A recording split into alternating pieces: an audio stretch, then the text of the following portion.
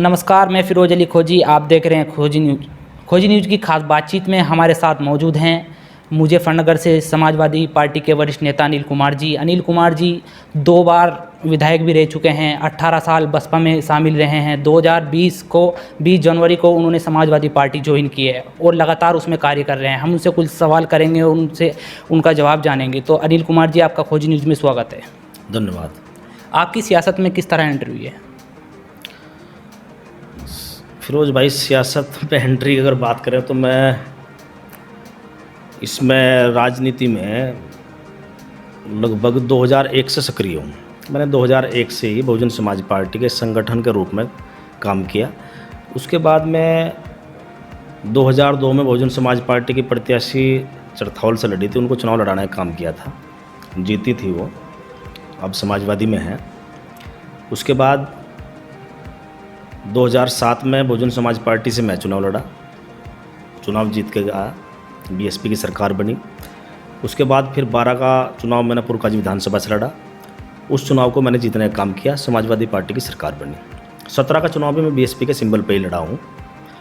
उस 17 के चुनाव में मुझे लगभग 48-50 हज़ार वोट मिला, लेकिन चुनाव में हार का सामना करना पड़ा। आपके जहन में कैसा आया कि मैं सियासत में जाऊँ? देखिए, वैसे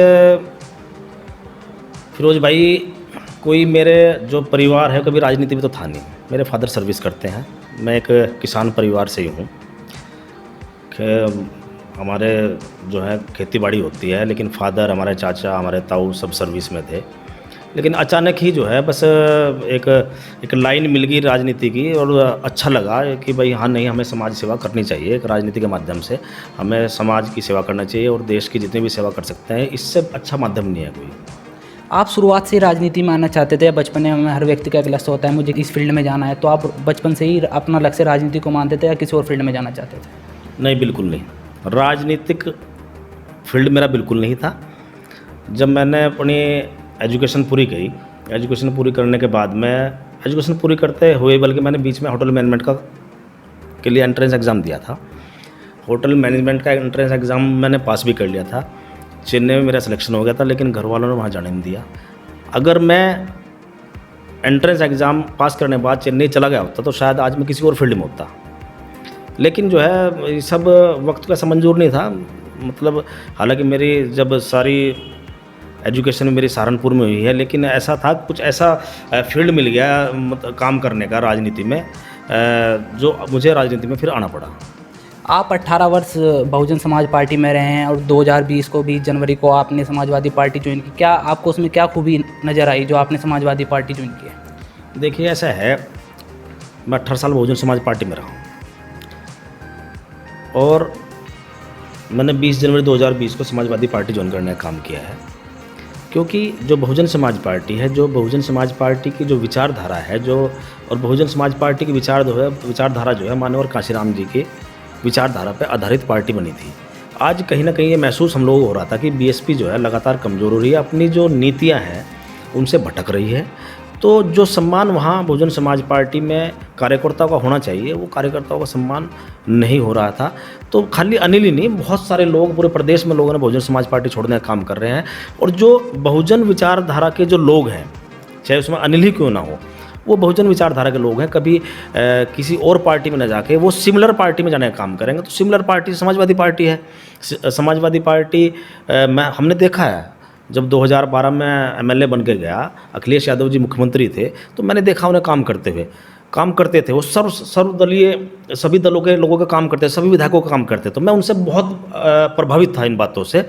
तो जब मान लो बहुजन समाज पार्टी से मेरे को निकाल भी दिया था, मैं 1.5 साल पार्टी से बाहर भी रहा हूँ। उसके बाद फिर जो है पार्टी में वापस ले लिया। उसके बाद फिर मेरे को ज़ीरो करने का काम किया।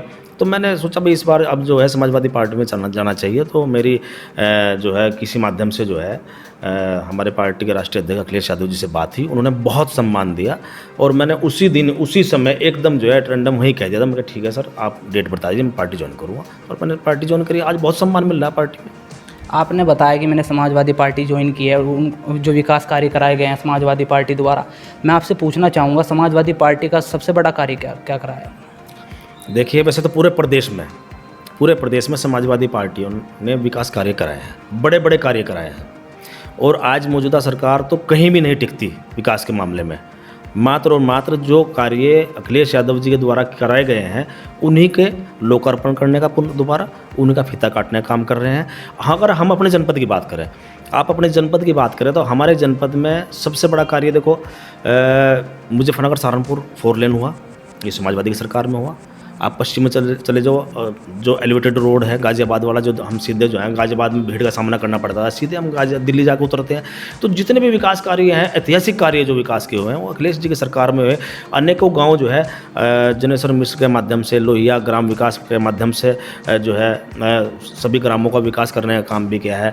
अब हमारी माताओं बहनों को पेंशन मिली है, जो लड़कियाँ हमारे बच्चे हमारे पढ़ रहे थे उनको लैपटॉप जो है देने का काम किया। एक टेक्निकल रूप से जो है इस देश के आने वाले भविष्य को जो है मजबूत करने का काम जो है आदरणीय अखिलेश यादव जी ने किया है। ये सारे काम हैं, बहुत सारे काम हैं इस तरह के जो हुए हैं। 20 साल से आप सियासत में हैं, तो इन 20 वर्षों में आप किन बड़े बड़े आंदोलनों में शामिल रहे? देखिए 18 साल तक मैं बीएसपी में रहा। बीएसपी में आंदोलन की प्रवृत्ति नहीं है, वहाँ आंदोलन नहीं होते थे, वहाँ काम करने का तरीका पार्टी में अलग है। समाजवादी में आए हुए लगभग मुझे साल भर से ज़्यादा हो गया है, यहाँ कई आंदोलनों में शामिल रहे हैं। जो जितने भी आंदोलन पार्टी के दिशा निर्देश होते हैं, जितने भी ऊपर से आदेश होते हैं, उनका बहुत सारे आंदोलन में शामिल रहे। उसके बाद में कई गिरफ्तारियाँ भी दी हैं। समाजवादी पार्टी में आप अपना आदर्श किसको मानते हैं? आदर निश्चित रूप से अखिलेश यादव जी, माननीय मुलायम सिंह यादव जी।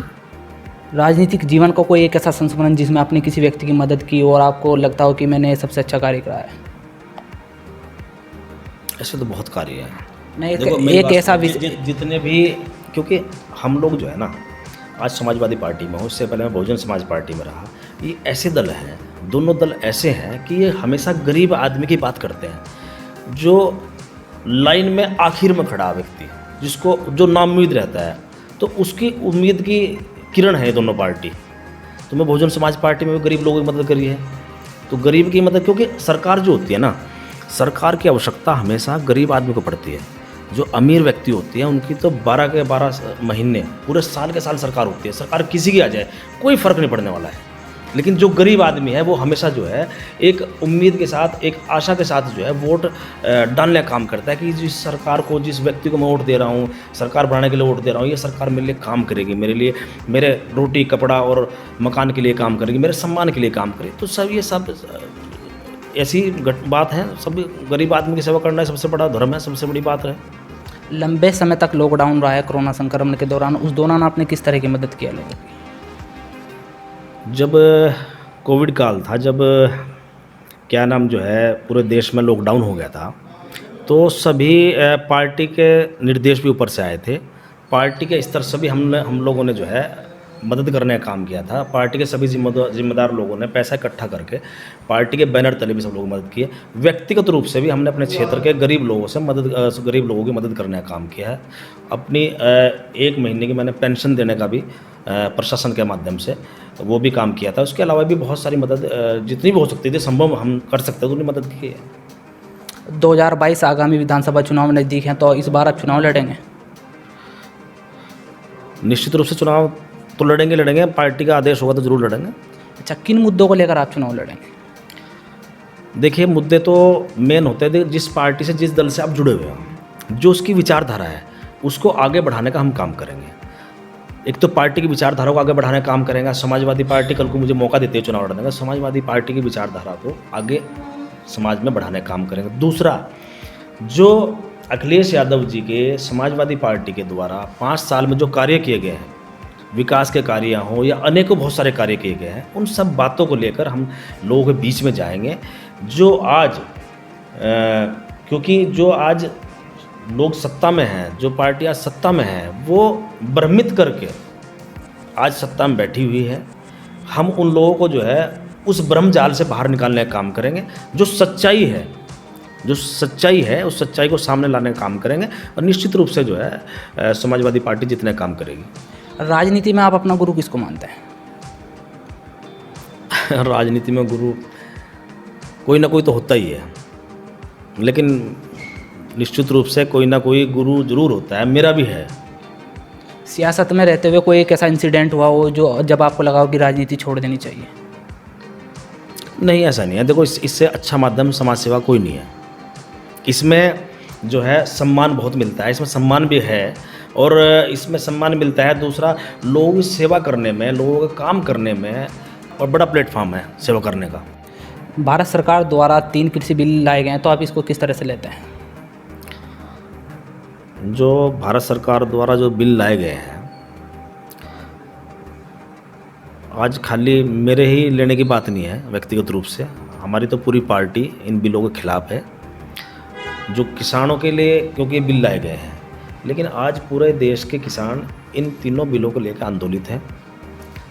दिल्ली के सभी बॉर्डर पर किसान डटे हुए हैं और 100 दिन से ज़्यादा हो चुके हैं और लगभग 250 से ज़्यादा किसान अपनी जान गंवा चुके हैं। तो लेने की बात यह है भाई, बिल जो किसान के लिए आप बिल लाए हो, जो सरकार किसान के लिए बिल लाए है, किसान उन बिलों को मंजूर नहीं कर रहा। तो सरकार को इन बिलों को वापस करना चाहिए, रिपील करना चाहिए और किसानों से बैठ के बात करनी चाहिए। जो किसानों की मांग है, चाहे वो एमएसपी की है या अन्य और मुद्दे हैं, मेन बात तो उनकी एमएसपी की है और रिपील की है। तो सरकार को ये रिपील करके दोबारा इसमें जो है बैठ के बात करनी चाहिए कि उसमें किसान संगठन के लोग भी हों, सरकार के लोग भी हों, कृषि विशेषज्ञ भी हों। दोबारा इस बिल को बना लीजिए। इसमें जिद की क्या बात है? जिद सरकार को नहीं करनी चाहिए। मेरा सिर्फ यह कहना है कि सरकार को इसमें जिद ना करके इन बिलों को वापस करें, रिपील करें और किसानों की बात को सुनने का काम करें। अगर सरकार द्वारा 3 कृषि बिलों को वापस नहीं लिया जाता है, उनमें संशोधन नहीं किया जाता, तो समाजवादी पार्टी द्वारा क्या एक्शन लिया जाता है? देखिए, रोजबाई समाजवादी पार्टी तो जिस दिन से किसान सड़क पे है, जिस दिन से किसान इन बिलों के विरोध में सड़क पर आया है, उसी दिन से हम लोग किसानों के साथ खड़े हैं। लगातार समाजवादी के प्लेटफॉर्म पर लगातार जो है हम लोगों ने जो है किसानों के इन बिलों के विरोध में अब अपने प्लेटफॉर्म पर, पार्टी के प्लेटफॉर्म पर जो है उनको उनका विरोध करने का काम किया है। जैसे जैसे माननीय अखिलेश यादव के निर्देश आते हैं और जैसे आगे निर्देश आएंगे उसी रूप में फिर दोबारा करेंगे। प्रदेश में भी किसान आंदोलन को लेकर कई बार महापंचायत हो चुकी है, तो आपने कितनी महापंचायत अटेंड की है? देखिए, बड़ी महापंचायतें तो जनपद में हुई हैं, लेकिन छोटे छोटी नुक्कड़ सभाएँ जो हैं हम लोग अपने क्षेत्र में करते रहते हैं। जो ये जो कृषि बिल हैं, जो इनकी खामियां हैं, जो कमियां हैं, जिस कारण जो है भविष्य में जो है किसान को जो नुकसान होने वाला है, उन सब बातों को बताने का काम जो है हम लोग जनता को कर रहे हैं। करना भी चाहिए, हमारी जिम्मेदारी भी है। उत्तर प्रदेश सरकार ने जिन मुद्दों को लेकर चुनाव लड़ी थी और जीती भी थी, वादा किया था, तो इनको लेकर आप क्या कहना चाहेंगे? देखिए, मुद्दों की बात करें फिरोज भाई, जिन मुद्दों को लेकर भाजपा आई थी उन मुद्दों पर तो टिकी नहीं वापस। बहुत सारी बड़ी बड़ी बातें भारतीय जनता पार्टी ने की थी। जो 2014 में केंद्रीय सरकार बनी, 15 लाख रुपए देने की बात थी, 2 करोड़ रोजगार देने की बात थी। बहुत सारी बातें थी, बहुत सारे ऐसे मनमोहक वादे इन लोगों ने करे थे। लोग जो है उन वादों के चक्कर में आकर इन लोगों को वोट दिए थे। लेकिन आज कौन सा वादा इन्होंने पूरा किया? आज बेरोजगारी इतनी बढ़ गई है, कहीं इतने लोग बेरोजगार हो गए, कोविड के चक्कर में इतने लोग बेरोजगार हो गए। कहीं कोई धरातल पे ना कोई काम नहीं है। मात्र और मात्र धार्मिक उन्माद फैलाकर ये लोग जो है एक जो है समाज को बांटने का काम करते हैं और वोट लेने का काम करते हैं।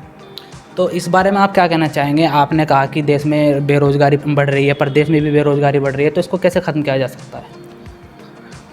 देखिए, बेरोजगारी अगर बढ़ रही है देश में या प्रदेश में, तो सरकार को एक ऐसी नीति बनानी चाहिए जो हमारे देश में रोजगार है, जो हमारे देश का युवा है, जो हमारे देश का भविष्य है। अगर आप उनको रोजगार नहीं देंगे तो हमारा देश कैसे आगे बढ़ेगा भाई? देश का भविष्य तो युवा ही तो है। अगर आप उनको रोजगार देंगे, अगर रोजगार युवाओं को देंगे, अगर वो आगे बढ़ेंगे तो निश्चित रूप से देश आगे बढ़ेगा। तो सरकार को ऐसी पॉलिसी लानी चाहिए। सरकारी नौकरियों पर बिल्कुल पाबंदी लगा दी सरकार ने। सारे जितने भी विभाग हैं जिनमें सरकारी नौकरियां निकलती हैं, सारे पब्लिक सेक्टर को टोटल प्राइवेट सेक्टर में किया जा रहा है। तो सरकारी नौकरियां तो ख़त्म ही होती जा रही हैं, प्राइवेट सेक्टर में मिलने की उम्मीद नहीं है। तो बेरोजगारी इसलिए बढ़ रही है। भाजपा सरकार में अपराध बढ़ रहा है या भाजपा सरकार अपराध को ख़त्म करने में कामयाबी हासिल की है? नहीं, भाजपा सरकार में अपराध तो लगातार बढ़ ही रहा है। आप देख लो, हर जनपद में, पूरे प्रदेश में कितनी घटनाएं बढ़ी हैं। लेकिन जो है घुमा फिरा के एक मीडिया के माध्यम से दूसरे तरीके से पेश करने का काम करते हैं जनता के सामने।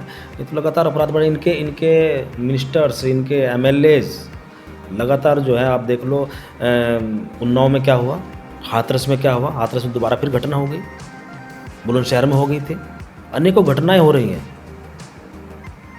कहते हैं कि भाई अब रामराज आ गया। कहाँ रामराज आ गया भाई? ये सब इनकी कहने की बातें हैं। कहीं पूरा कानून व्यवस्था पूरी तरह ध्वस्त है पूरे प्रदेश के अंदर में। लगातार जो है ग्राफ जो है लगातार बढ़ रहा है अपराध का, और सरकार जो है आंख मूंदे बैठी है। देखा जा रहा है कि अपराधी थानों में पहुंचकर अपराध न करने की कसम खा रहे हैं, तो इस बारे में आप क्या कहना चाहिए? ये तो सब ऐसी बातें हैं, ये तो आप किसी से भी करवा लो। अपराधी क्यों खाएगा कसम जाकर? जिसे छोड़ना अपने घर छोड़ देगा।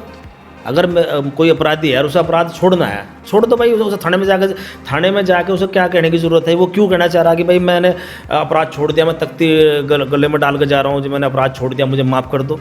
उसे थाने में जाके उसे अगर छोड़ना तो वो छोड़ देगा, समाज में छोड़ दे। समाज देखेगा इस बात को, भाई इसने जो है गलत काम पहले करता था, अब इसने छोड़ दिया, तो उसका निर्णय समाज करेगा। थाने वाले उसका निर्णय क्यों कर रहे हैं? देश में बढ़ती महंगाई को लेकर आप क्या कहना चाहेंगे? महंगाई तो रोज़ भाई इतनी बढ़ गई देश के अंदर जब से बीजेपी की सरकार आई है। अब आप देख लो, पेट्रोलियम पदार्थों को देख लो आप। आज पेट्रोल 100 के पार, डीजल 80 के पार है। जिम्मेदार तो केंद्र सरकार ही है। जबकि अंतर्राष्ट्रीय बाज़ार में जो कच्चा तेल है उसकी कीमत भी आधी है। जो कीमतें 2014 में हुआ करती थी उससे आधी कीमत है आज। लगभग $60 प्रति बैरल की कीमत है, तो कीमत तो आधी होनी चाहिए थी। 2014 में पेट्रोल और डीजल, पेट्रोल लगभग जो है 70-72 था, डीजल लगभग जो है मेरे ख्याल से शायद 57-58 60 रुपये के आसपास था, और कच्चा तेल लगभग $110 प्लस का प्रति बैरल था। लेकिन सरकार ने, जब से मोदी सरकार आई है, एक्साइज ड्यूटी जो सेंट्रल कर है, सेंट्रल एक्साइज ड्यूटी है, वो इतनी बढ़ा दी, 12 बार ड्यूटी बढ़ाई इन्होंने। पहले 2014 में जो सेंट्रल एक्साइज ड्यूटी थी पेट्रोल पर लगभग 10 रुपये के आसपास थी, 9 रुपये कुछ पैसे। डीजल पे 3 रुपये कुछ पैसे, लगभग 4 रुपये के आसपास। आज 30 रुपये, दोनों पे 30 रुपये प्लस है। तो महंगाई तो बढ़ रही है, तो केंद्र सरकार की गलत नीतियों के कारण बढ़ रही है। उनके जो अपने जो मित्र हैं, उद्योगपति मित्र हैं, उनको सीधा सीधा फ़ायदा पहुंचाने का काम कर रहे हैं लोग, और कहते हैं इस बात को हैं कि भाई हमारे हाथ में नहीं है। एक और पॉलिसी लिया है। पहले पेट्रोल का, डीजल का रेट बढ़ता था महीने में, 6 महीने में, साल में बढ़ गया, 3 रुपये बढ़ गया, 2.5 रुपये बढ़ गया, पता लगता था भाई बढ़ गया। अब जो है लगातार आप पेट्रोल पंप पर अगर तेल डलवाना चाहोगे तो आज 15 पैसे बढ़ गए, कल 20 पैसे बढ़ रहे हैं, परसों 20 पैसे बढ़ेंगे, पता नहीं लगता। कस्टमर भी सोचता है चलो यार 15 पैसे तो बढ़े हैं, छोड़ दो, क्या आप क्या करें। अगर वो 3 रुपये 4 रुपये बढ़े तो लोग हंगामा करें। लेकिन वो एक स्लो पॉइजन जो होता है ना, स्लो पॉइजन के रूप में जो है महंगाई बढ़ रही है, जिससे जो है आम जनता को नुकसान हो रहा है बहुत बड़ा। अगर 2022 में समाजवादी पार्टी की गवर्नमेंट बनती है तो क्या महंगाई पर कंट्रोल किया जाएगा? निश्चित रूप से कंट्रोल होगा। पहले भी महंगाई हमारी सरकार में कंट्रोल रही, आगे भी कंट्रोल रहेगी। भाजपा विधायक ने जो अखिलेश यादव को अपने बयान में जो कहा है, उस बारे में आप क्या कहना चाहेंगे?